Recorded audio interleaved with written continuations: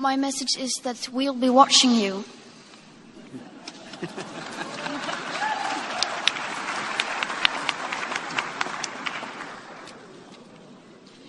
This is all wrong. I shouldn't be up here. I should be back in school on the other side of the ocean. Yet you all come to us young people for hope. How dare you? You have stolen my dreams and my childhood with your empty words, and yet I'm one of the lucky ones. People are suffering. People are dying. Entire ecosystems are collapsing.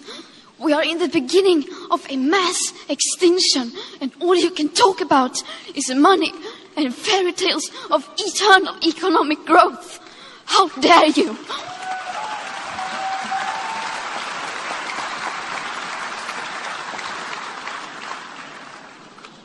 For more than 30 years, the science has been crystal clear. How dare you continue to look away and come here saying that you're doing enough when the politics and solutions needed are still nowhere in sight? You say you hear us and that you understand the urgency. But no matter how sad and angry I am, I do not want to believe that. Because if you really understood the situation and still kept on failing to act, then you would be evil, and that I refuse to believe.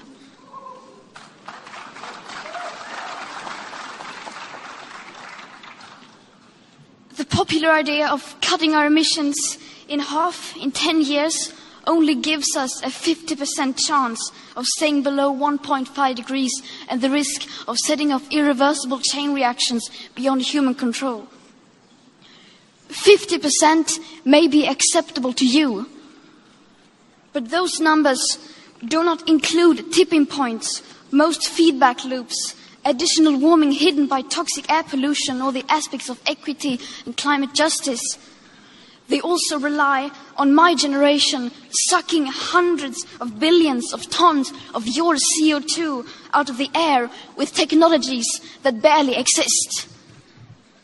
So a 50% risk is simply not acceptable to us, we who have to live with the consequences. To have a 67% chance of staying below a 1.5 degrees of global temperature rise, the best odds given by the IPCC, the world had 420 gigatons of CO2 left to emit back on January 1st, 2018.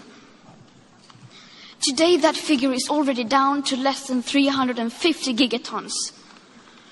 How dare you pretend that this can be solved with just business as usual and some technical solutions?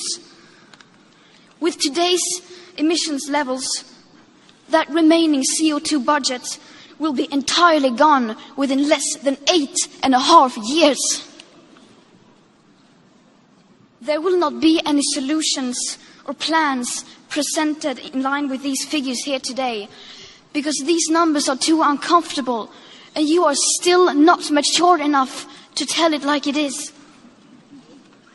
You are failing us, but the young people are starting to understand your betrayal. The eyes of all future generations are upon you. And if you choose to fail us, I say we will never forgive you.